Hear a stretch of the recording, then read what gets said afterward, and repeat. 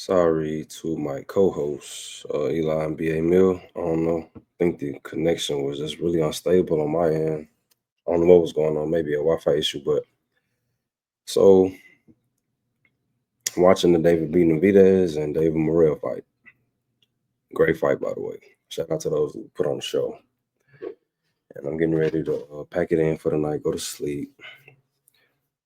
Or I could really just lay down and get comfortable. I get an alert from Bleacher Report. And it says that the Mavericks have traded Luka Doncic to the Los Angeles Lakers for Anthony Davis. Everybody thinking it's a troll. He got hacked, whatever. My heart started racing because it's like, wait, what am I watching? What am I looking at right now? This don't seem real. You don't trade nobody that's almost in their prime for a player that's headed towards the back end of his prime. And when I think about everything that's taking place, it seems like somebody said that I know what's best for everybody, and I'm going to do what's best. I know what's best for everybody, and I'm going to do what's best for everybody. So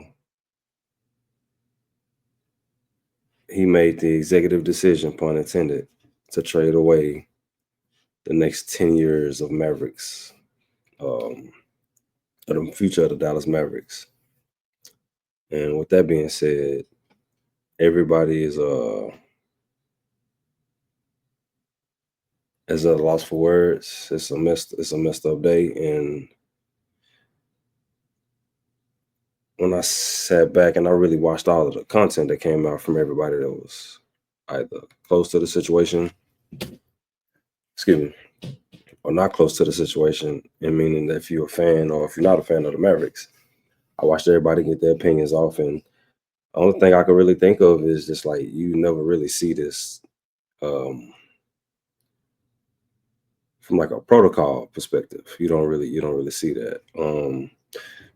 When I say protocol, what I mean is like, it's a way that things happen when a disgruntled superstar expresses themselves. What's the first thing that takes place? It's a lot of losing, like a ton of losing. In recent memory, there hasn't been a ton of losing in the Mavericks organization. 2022, we went to the Western Conference Finals. Luka was 23 years old. He took us to a Western Conference Finals. The team wasn't that great. It reminds you of something that LeBron would have done with the Cavaliers. The year after that, it wasn't good at all. Last year, we went to the finals, and I believe he was probably compromised through most of the whole playoffs and the finals, if not everything. So from the losing aspect of it, you can't say we were losing. We got a general manager, Nico Collins, who looks like he's making the right moves. You draft Luka, you let things play out. You go out and get a Kyrie Irving. You draft the Derek Lively, who we all love. You go out and get PJ and Daniel Gafford. You get Najee Marshall. You go out and get Klay Thompson. The Kyrie years that you're getting are phenomenal. When we drafted for Kyrie Irving, I didn't think that it would look like this. And I think Kyrie is one of the dopest point guards I've ever seen. And the years that you're getting out of him, you can't ask for nothing that's better. You're getting a more leadership version of Kyrie. You get the version of Kyrie that looks like when you're playing with a point forward that could do everything, a la like LeBron James, Luka Doncic. This is the version of Kyrie that you get. When he plays with like a point forward, you get the best version of him, and this is what we're getting. People are saying that he got snubbed from the All-Star game. I agree. You know what I'm saying? That's the type of year he having. That's the type of player that the Mavericks ended up getting in Kyrie Irving. And so when you really digest this trade from a front office standpoint, you can't justify this move. The Lakers, you do this 10 times out of 10. They're only doing what they were supposed to do. I don't know what we were doing. I don't know our reason. Nico is saying that he prioritized defense. That defense is defense. It it was his priority. Defense wins championships. That was his mindset going into the trade. And I don't care what your priorities were. I don't care about your mindset on this. This makes absolutely no sense. So you mean to tell me you traded a player that's not even in his prime, that's top three. He's top three in the league, 3 to 5. If just being nice, 3 to 5. But I'm biased. I'm a Luka fan, so he's top three. He's super max extension eligible this summer, I believe. Could have been like 3 years. Oh, 5 years. Excuse me, 5 years, 345, something like that. And they chose to forego that to trade him for a player that's like a number 2 option, that's injury riddled. I like AD. I don't have a problem with AD. I don't have a problem with Anthony Davis. I think AD is dope, but not like this. He not Luka, respectfully. Now you got Clay, Kyrie, AD. They all on the same timeline. They all in their 30s.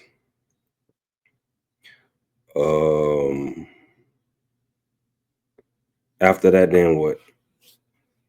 2029 draft pick. It's 2025. I never seen nothing like this. And ESPN just reported that the Mavs were focused on AD. Like Luka was exclusive to the Lakers. They didn't shop him to no other team. They never even considered to see what type of haul you get from this generational talent.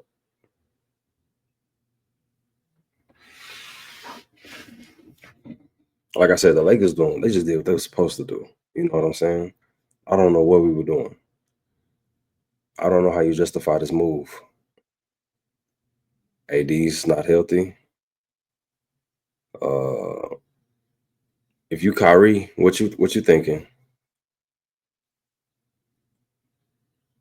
We know what the fan base is thinking. It's in shambles right now. We just saw the future essentially get given away. We're gonna look back on this in like 20 years and be like, yo, that was crazy. That was some nasty work, bro.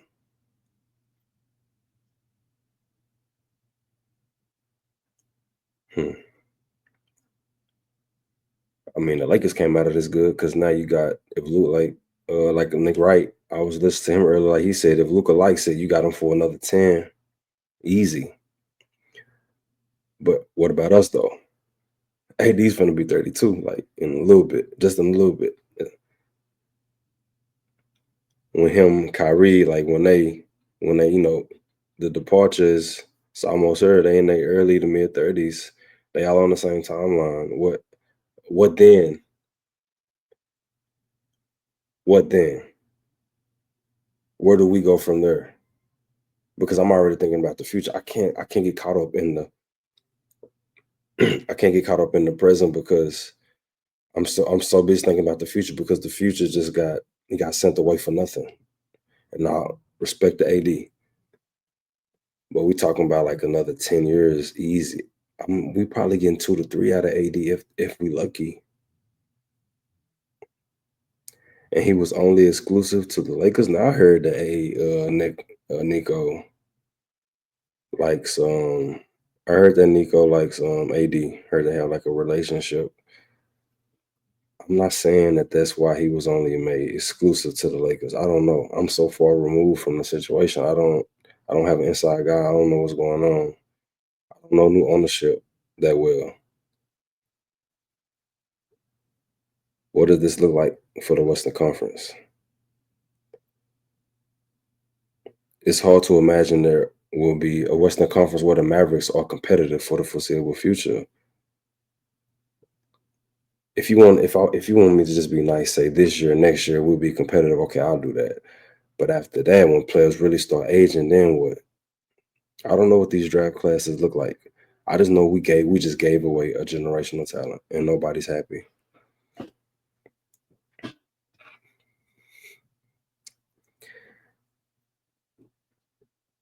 So what does this look like?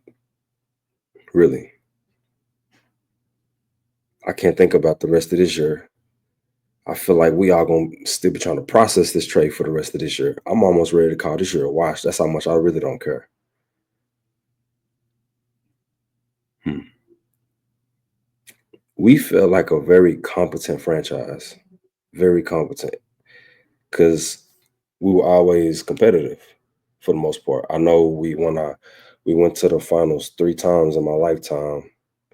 We lost two, but it felt like you could always throw our name in the hat a lot of these years. Oh, the Mavericks, they're a competitive team. They got great players, good players, and it's just like this is what y'all turn that into. You turn a 25-year-old mega star, superstar, into a player who has the potential to be a tier one player, but he's not. I don't know. I don't really get alpha vibes from Anthony Davis, even though I think he's an incredible talent. But he's going to be 32 years old. I never seen nothing like this in all my life. And about the calf situation. Um, you thug it out, bro. I don't know how bad the calf injury was. You just thug it out. You just figure it out. You pay him his money. Pay him his money. 5 years, was it 345, 350? Just pay him his money. We'll deal with that later. You know what I'm saying? He's 25. 25 years of age. You pay him his money and you just figure it out. He's a superstar, top 3 to 5. You rather have him than not have him. And they just said, nah. I don't know if it's a situation where they were scared he wasn't gonna commit. I don't know if it was a situation where they was just afraid that his calf was just shot and we was in like Joel Embiid territory. I don't know what it was, but you just gotta figure it out. This isn't how you figure it out. We bailed out. We said we out of the Luka Doncic business just like that. On the flip side, from if I'm a Laker fan, I'm ecstatic because it's like best case scenario for Luka Doncic. What if he gets into shape? What if the calf gets better? Then what? Because the Lakers are the type of franchise. One thing I will say about the Lakers, just give them a star. They'll figure it out. That's one thing about the Lakers that we do know. Just drop off a superstar. We'll figure out all of the pieces to put in place. This is what they do. Look at the history of the franchise. This is what they do. They land stars, and we just gave them ours. Well, he's not ours anymore. We just gave him away. Hmm. This is not good. I don't really know what else to say for real. It's really hard to process. Um, it's really hard to process. What I don't know from like an outlook perspective. I don't know how to. What am I really supposed to say? I mean, does Kyrie, is he still going to be here? Will he ask for a trade this offseason? Does Anthony Davis really want to be here? Like, what are we supposed to do?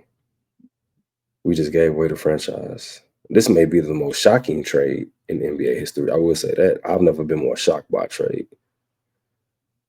Reading that, like I read it last night, I was, you try to get into a place where is this real news? Is this fake news? Like, what is it? And then it's like more reports, more reports. ESPN backed it up, and it was like, yeah, this is a real trade. This is actually took place. This is some nasty work, Nico. I ain't gonna hold you.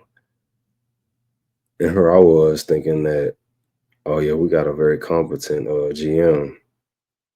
He's bringing in all this talent.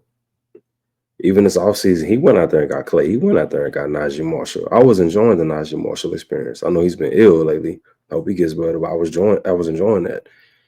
And I know we've been sliding in the standings a little bit. It's been like a if kind of an iffy year. We've been hurt. A guy's been sick. It's just a lot of inconsistency as far as the lineups. Um, but you would just tell yourself if we could just get healthy. Let's just get healthy. Let's see if we can make a post All-Star season run like we did last year and just really build that chemistry before April. But now you add a whole nother player in the mix and you take a whole player out the mix. We couldn't even get Dalton connect, Austin Reed. We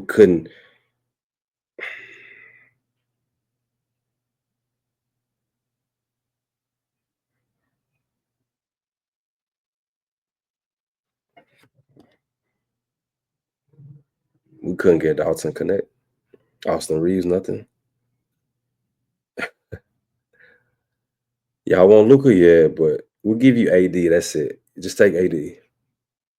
Y'all want Max Christie? We'll throw him into it. Y'all want this pick later on? Yeah, we ain't worried about the picks. We got a superstar now. We'll figure it out. They were only focused on AD.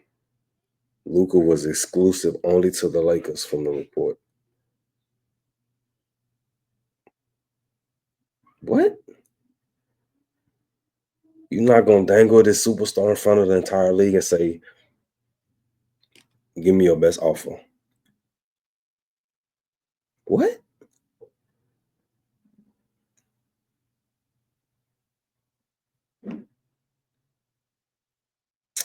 Y'all have a blessed night. Eli, BA me, I apologize. Connection issues, I guess. I apologize.